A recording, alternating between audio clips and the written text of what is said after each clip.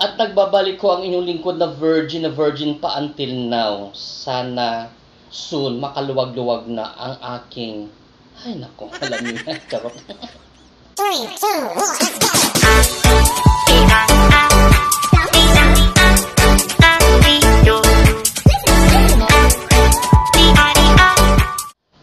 So ayun nga ho kabayan, ha, magandang gabi sa inyong lahat and wish ko ho na nasa mabuti kayong kalagayan, kalusugan at puno na biyaya sa pang-araw-araw yung mga pamumuhay. Puga ito, power ilang days na. Eto ha, oo, nabasa ko lang naman, napasyal uli ako doon sa isang page na yung Bubay. Puga na. Bakit puro awayan na ito doon, day?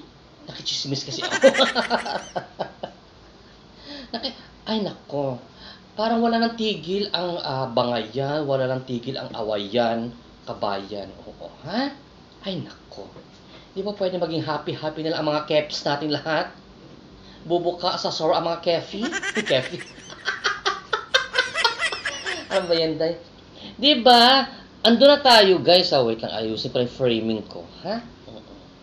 Ando na tayo na syempre need naman lahat. Sino ba yung hindi nangangailangan ng ng revenue, aba? Kaya ka nga nag-vlogger kasi para may revenue ka, di ba? Ako, alam nyo, dati nung hindi pa ako monetized, kasi ang hirap-hirap magpa-monetize, guys. Yung 1,000 subscribers na required ni YouTube na para maging monetized ka, ang hirap yan maabot. Ay, sinasabi ko sa inyo, day. Charot. Lalo pa yung yung naabot mo na nga yung 1,000 subscribers, may aabuti ka pa, may puga na bubulol na ako, day. Predneson pa more, day. Maliban sa 1,000 subscribers, may 4,000 watch hour ka pa na aabutin. Alam niyo ba kung gaano kalaki yung 4,000 watch hour na requirements ni YouTube bago ka ma-monetize ka ba yan? Ay nako, malaki yan, day. Kaya kailangan mag-upload ka ng at least 1 oras na video. Nabasa ko rin yung nabasa ko din yung comment ni Teo Makata, sabi niya, ano ba nangyayari dito sa page na ito sa Bubay daw? Ba't naging war zone na ito? Bugad. Guys, hindi naman masama na maglabas ng mga sama ng loob. Karapatan ng bawat isang maglabas ng hinaing. Alam niyo yan. Ay nako. Pero, at the end of the day, hindi tayo mabubuhay sa ganyan-ganyan lang, ha? Sa ganyan laging, tawag nito, lagi mong babantayan yung kapwa mo. Kung yung kapwa mo ay tumigil sa'yo, hayaan mo siya, day. Tignan natin kung sino magsasawa, day. Magsasawa din yan araw-araw. Siya yung, ay naku, sinasabi ko sa inyo, day. Believe me, trust me. Oo. Pero dapat, totoo lang, dahil iisa lang din naman yung iisa lang din naman yung tawag nito. Iisa lang din naman yung mundong ginagalawan nating lahat dito, lahat tayo mga vloggers. And wag natin kakalimutan nang galing tayo sa isang community before, ha? So nagkawatak-watak na nga lang kasi dahil nga magkakaiba yung mga prinsipyo, may mga ganito ganyan, may ganito. Ere pa more. May ganyan-ganyan. So nagkawatak-watak, nagkaroon ng ilang team na ngayon.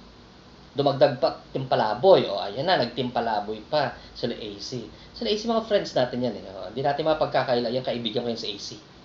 Tsaka sila, yan lahat sila sa Timpalaboy friends natin yan. Si Tita Nora, ganyan. And may mga friends din ako sa ibang community, sa ibang team, of course. So, yun nga lang, sabi ko, naiisip ko nga rin, sabi ko, ba't kaya hindi natigil-tigil itong mga ganitong awayan, no? Tapos nakita ko pa yung mga screenshots ng usapan. Sino nagsisend? Sino kaya nagsisend ng mga screenshot ng usapan ng mga, sa usapan nila AC, no? Sino kaya nagsisend nun? Tapos, so, ang point ko lang doon, anong mapapala natin doon sa ganoon? Guys, di ba? Makakatulong ba yun sa pang-araw-araw natin na pamumuhay? Maiaangat ba natin yung kabuhayan showcase natin, 'di ba? Sa ganyan. 'Di ba? Alam niyo 'yon. Huwag tayong maging ipokrito, 'di ba? 'Yun lang 'yun. Pwede naman tayong patawad. Huwag natin kalimutan yung ginawa niya. Oo. Kumbaga, yung ginawa niya, lesson yun para, ay, dumistansya ka na sa kanya kasi may record na eh. Di ba? Ayan. Pero, hindi naman tayo dapat mamuhay sa ganyang sistema. Ewan ko lang, magkaiba yung mga, pananaw ng bawat tao, guys, di ba? Sa akin, yun ang pananaw ko. Kasi ako, very impulsive ako na tao. Totoo yun. Very impulsive ako.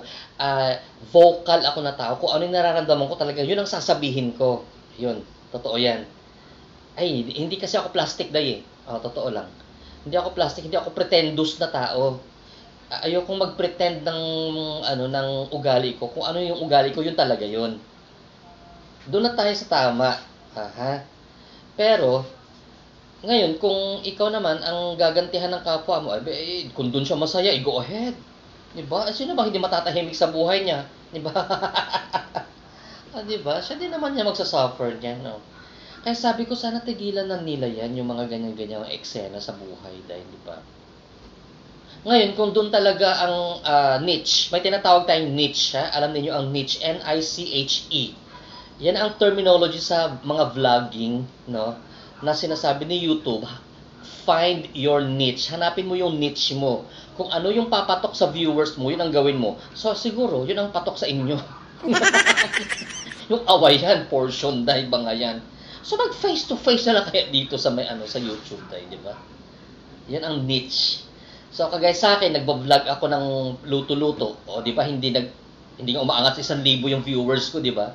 Dahil hindi yun ang niche ko. Nakilala kasi ninyo ako, guys, ang niche ko dito sa community na ito. Di ba? Halos lahat ng subscribers ko is nanggaling dito sa community na ito. Alam nyo yan. So, mahirap din kasi maging vloggers, guys, eh. So, wish ko lang sa lahat, kalma-kalma lang. Kalma. Kalma. Kasi mamaya niyan, sa asaran ninyo dyan, sa anuhan ninyo dyan, sa ginagawa ninyo dyan, magdedemandahan na naman kayo dyan, ha? Gaya nung nangyari sa amin dati, day, ha? Na-dismiss na yan. Diba? So, hindi healthy. So, ewan ko lang sa iba kung masaya ba yun? Nakakatulog ba kayo sa ganun? Yung ganung eksena sa buhay, di ba? Ang pangit, di ba? Yung tipong may mga family tayo na nanonood, kapamilya mo nanonood, so ano sasabihin ng family mo? Di ba? Ewan ko lang dyan sa mga iba dyan, sa paligid ng bahay kubo ni Aling Bising tayo. Ayan. Ha? So ngayon, natatawa ako kay Teo kasi sabi niya bakit daw naging war zone na ang Bubay. Sabi ko, nagtaka ka pa, noon pa war zone na yan dyan, di ba? Diyan nga nagkikita-kita ang mga magkakaaway. Di ba noon pa, dyan nagbabangayan? Ay, nako. So, tapos naalala ko pa yung, i-recall natin ng konti yung tungkol kay, yung si Mystery Girl, naalala niyo yun dati? Pugar, pati si Hides dahil.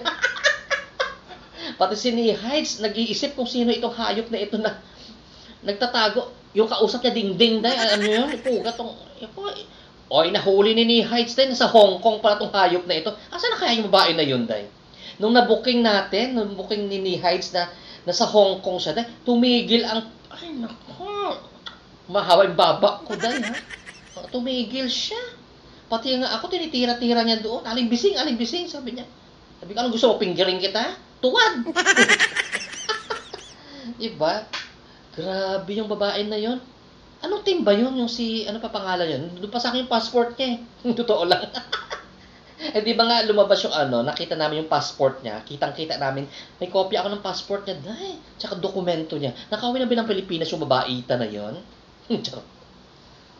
Kaya ang lesson learned dyan, nagkakapikunan na sila dyan sa page na yan. Mamaya, magdedemandahan na naman kayo dyan. So, problema na naman yan. Di ba? Abala kasi ang demanda na yan, guys, eh. Totoo lang, abala. At saka ito advice ko sa mga tao, huwag kayong basta-basta mag-file ng demanda kasi hindi ho basta-basta ang demanda pag sinabi mo na magdidemanda ka na ganito. Hindi basta-basta yan.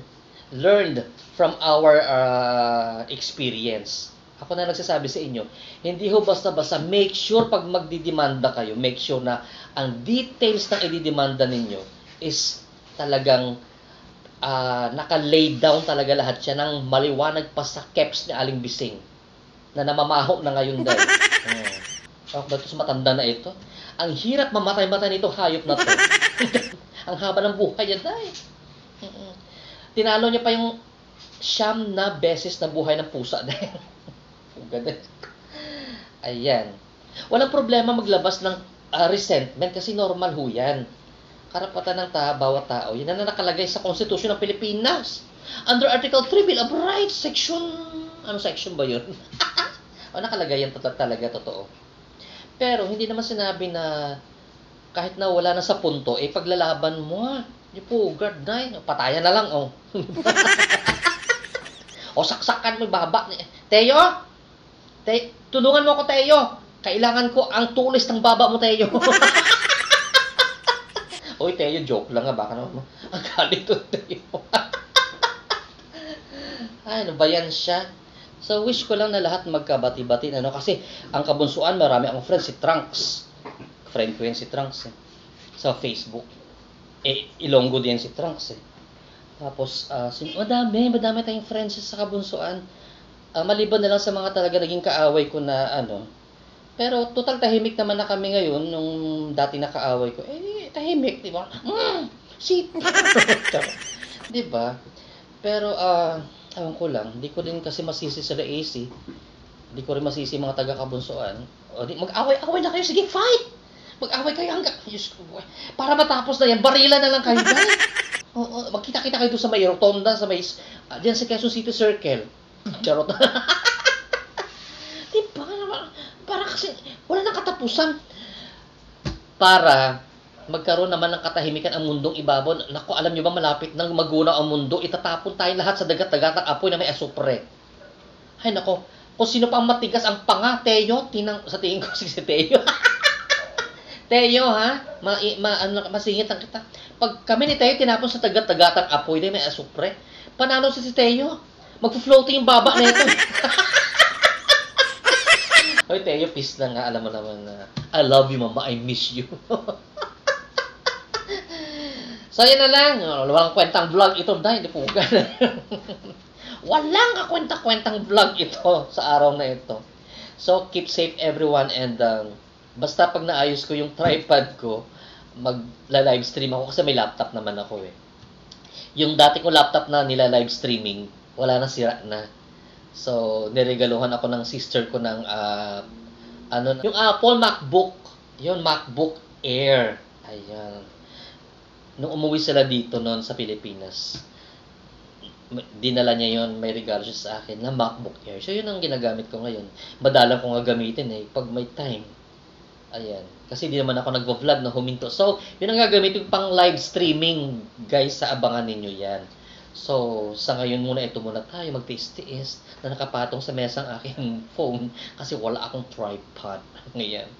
So, keep safe everyone and have a blessed evening to all of you guys. Carlo Menes TV is signing off. Bye-bye. Baka basa na may kilikili. Bye.